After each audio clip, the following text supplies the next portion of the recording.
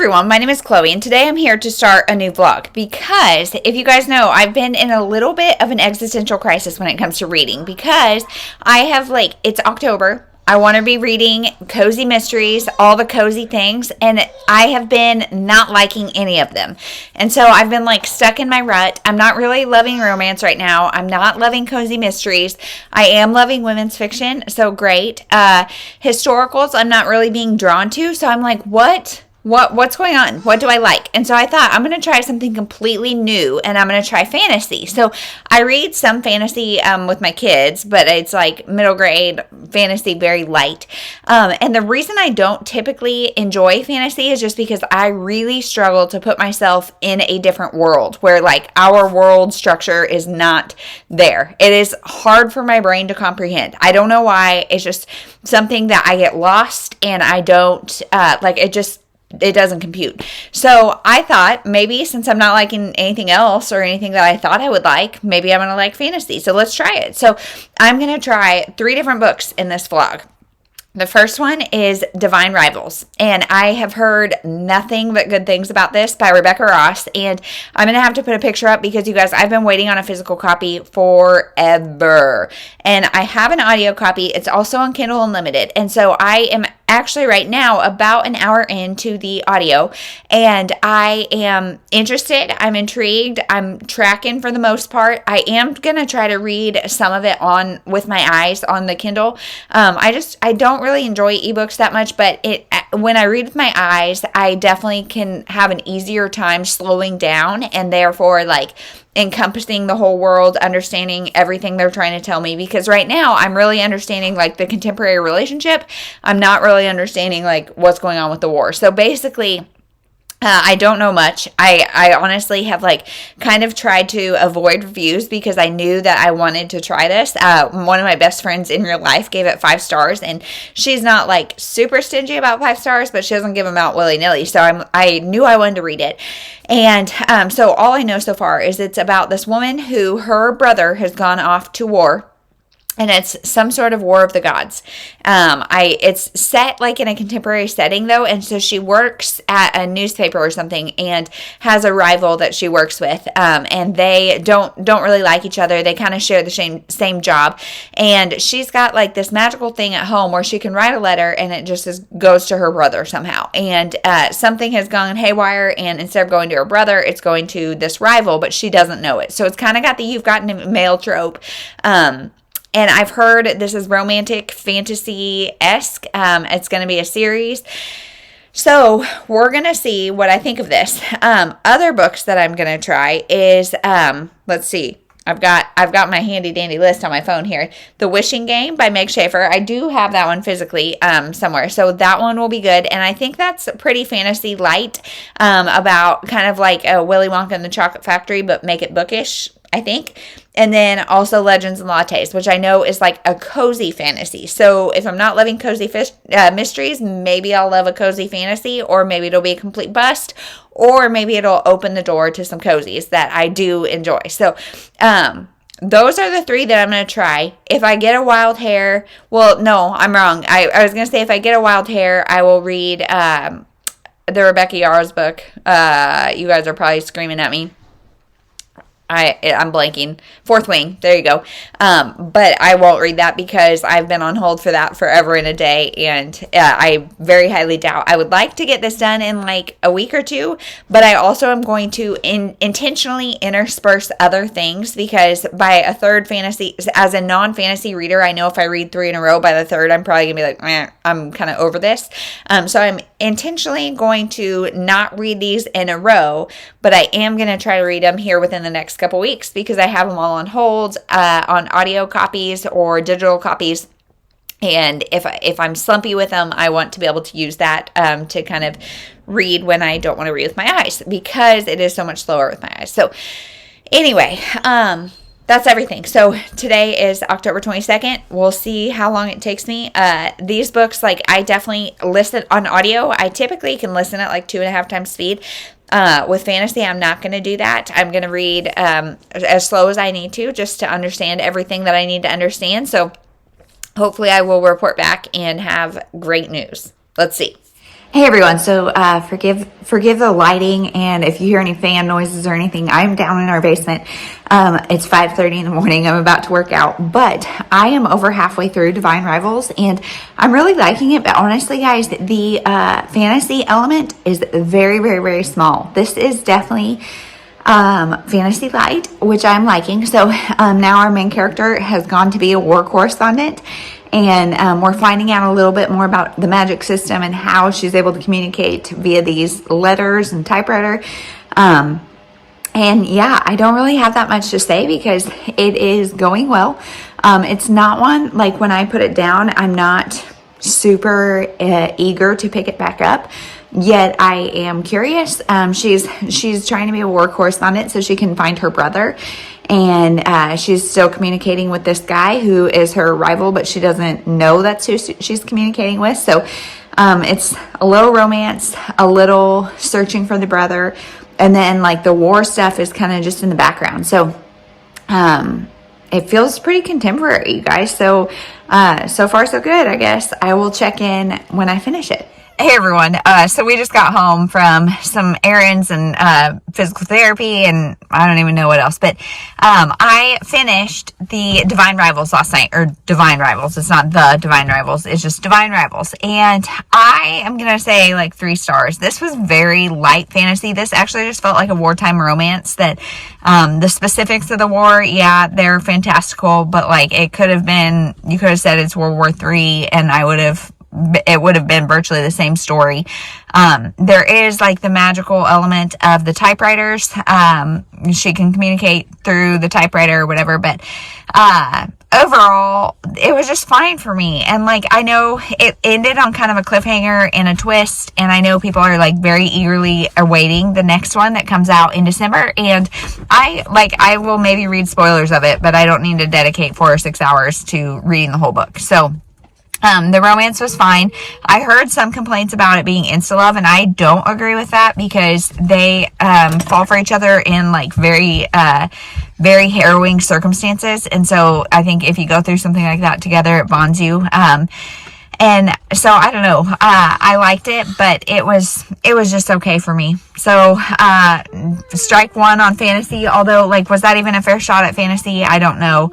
Hold on, I gotta open the door. Sorry, the girls couldn't figure out how to get the door open. But anyway, does it even count as fantasy? I don't know, because it was very light fantasy. But anyway, that's everything. We're gonna go in, unload some groceries, eat some lunch, do some things, and I am reading something else, and then I will let you know what I start next. Hey everyone, it is a couple days later, and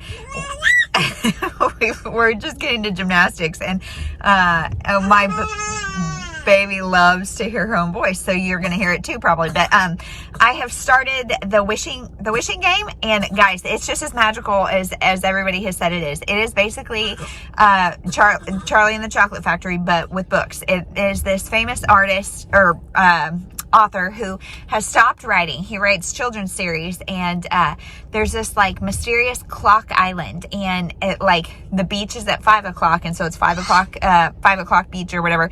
And like he has said that he's going to he's got 1 book that he has not published, and so he does this like lottery style. Anybody that can solve this certain riddle gets a trip to Clock Island, I think. And so it's really magical, really mysterious. I've just started part 2, and so I'm like at 25% of the way through, and so far I'm really enjoying it. There's also the story of a young woman who is a teacher's aide, and she is trying to foster to adopt this little boy, and it's so sweet. She doesn't have enough money to do it, so things are hard. Anyway, that's what's going on so far, and so far I'm wondering, like, is this fantasy or is this magical realism, and what's the difference? And like the last one I thought was more romance. Was it actually fantasy? I don't know. Is this one actually fantasy? I don't know, but I will check in just a little bit as soon as I have read more. Hey everyone, so it's a few days later, and the lighting is what it is because it is like 7:30 in the morning, but it is really dark and gloomy and cold, and everybody is still in their rooms, except I think I just heard somebody come out. But so it's a few days later, and I've been not updating, but I have been reading a lot because my husband has like 4 weeks off of work that he has to use or lose by the end of the year. And you guys, it's October 29th right now. So he took the kids to one of their activities this week and left me home alone for 2 hours to clean. And so I put on my earphones and listened to audiobooks while I did it. And then yesterday was a home day, just kind of getting stuff done. Also, it was really cold and like freezing rain, and it like winter has come with a vengeance. So let's talk about what I read. This is why I really don't like doing vlogs and telling you what I'm going to read ahead of time, because I've switched things up. So I finished The Wishing Game by Meg Shaffer, and I really enjoyed this book. I ended up giving it 4 stars. It is magical. It is cozy. It is sweet. It's fun. It's that game element. There's lots of riddles and puzzles and all that kind of stuff. Trying to figure out what this guy's talking about this author is talking about as he's trying to give away this copy of the book. And I don't like puzzles at all. I don't like riddles. I don't like them at all. In fact, my husband and I were we married yet? I don't know if we were, but we went to visit my sister in San Francisco, and we went into this puzzle shop, and somebody like handed me like a Rubik's Cube type thing, and I was like, don't like it. And I mean, I can't remember what I said, but everybody was laughing at me because I just don't like it. Makes my brain hurt. I don't enjoy it. I'm not that type of thinker. And so even loathing that kind of stuff like I do, I still really love this book. I wasn't trying to like figure out the riddles with her. I was just kind of along for the ride watching her, and it was really fun. It was really fun, really cute. There is a romance involved in this book between her and the illustrator that I thought was kind of unnecessary, but it didn't like overshadow all the other stuff. So it was good. Yeah, I liked the ending. It was not what you would expect, and it was fun. And so that is that. 4 stars on that. Really enjoyed it. Lived up to the hype for me. Next, I read Camp Sylvania by Julie Murphy. So this is a middle grade book about this this young kid who is planning to go to like a performing arts summer camp with her best friend. And at the last minute, her mom's like, actually, you're going to this wellness camp called Camp Sylvania.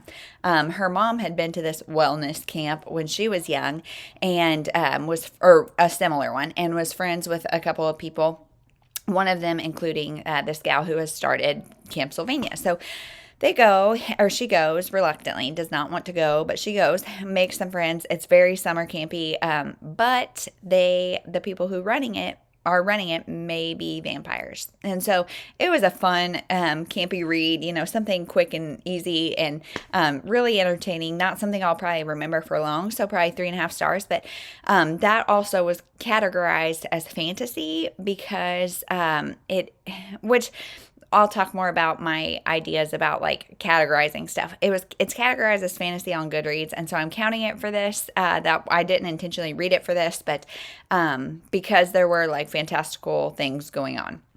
Then last, I read In the Shadow Garden, and this is one, I think it's Liz Parker. I have it on my shelf, but my baby is sleeping up in my room, and so I'm not going to go get it. But this one is one that it was published last year, and I meant to read it and then didn't get to it in this time of year, which I thought I really wanted to, and I'm glad I did. This one is, I would say, kind of practical magic meets not practical. It's mostly practical magic with a little bit of Gilmore Girls in there because it's a small town vibe. So it's set in the small town of Yarrow, and there's 2 major families that we follow. There's the Haywood family, and the Haywood family is all the women have an ability to take your negative emotions. They can take your negative emotions from you, and they temporarily store them in their body, and then they plant them in the shadow garden. And the shadow garden flourishes on these emotions, and so it can grow berries in the winter. It can do all these things because